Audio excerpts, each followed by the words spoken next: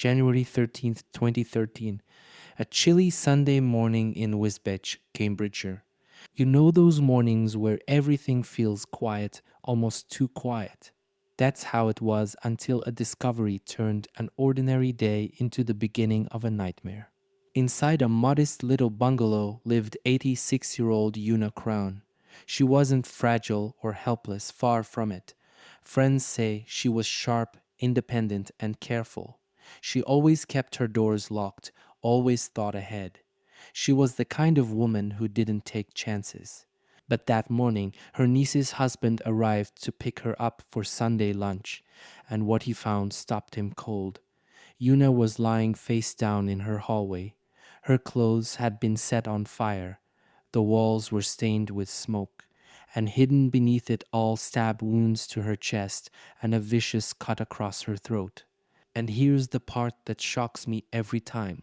Despite all that, the police didn't treat it as murder.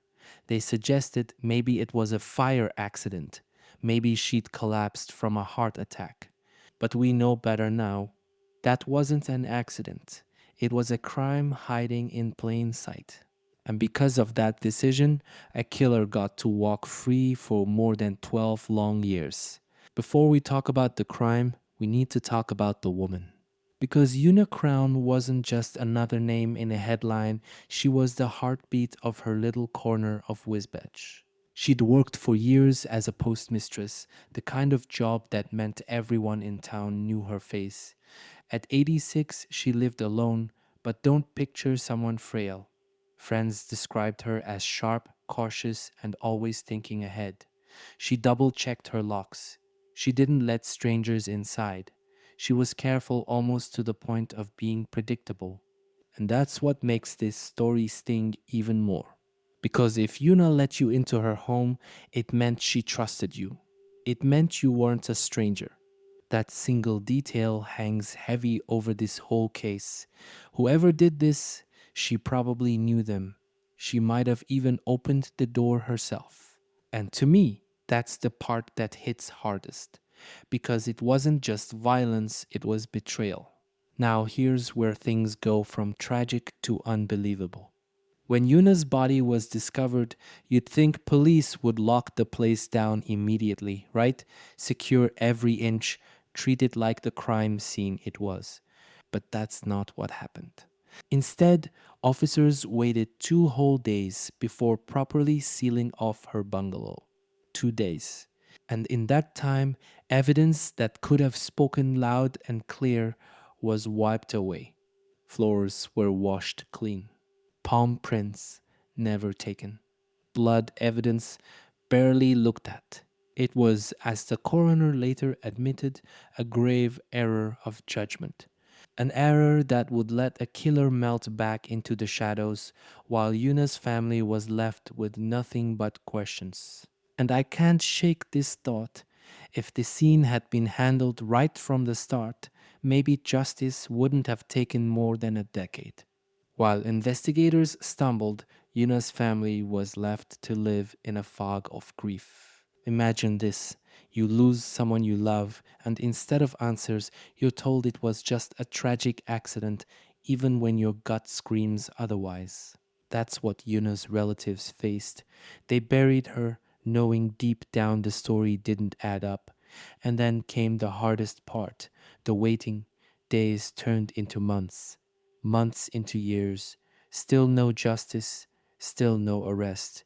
Over that long stretch of silence, 3 of Yuna's closest relatives died without ever seeing the truth come to light. Her niece, speaking years later, said the family had to carry that pain like a weight that never lifted.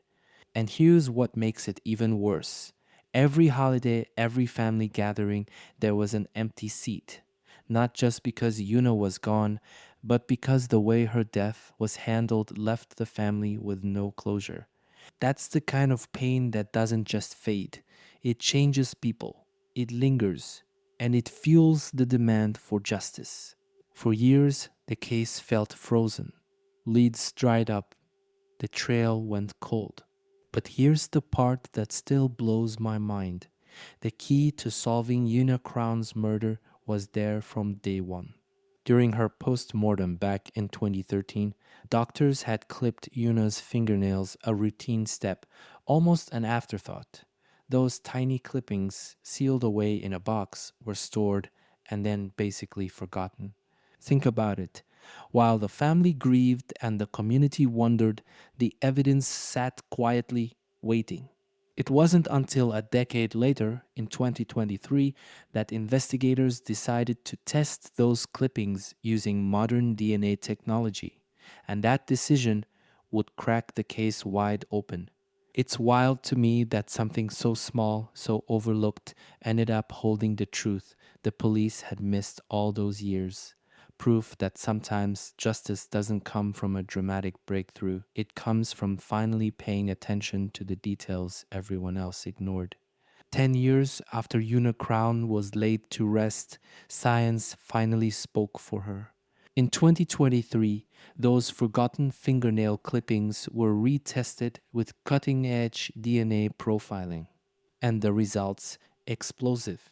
The DNA matched a man named David Newton, 70 years old, living less than half a mile from Una's home. He wasn't some stranger from out of town, he was right there, hiding in plain sight for more than a decade. In April 2024, police arrested him. And this time, there was no brushing it off, no talk of accidental fires. The evidence was undeniable.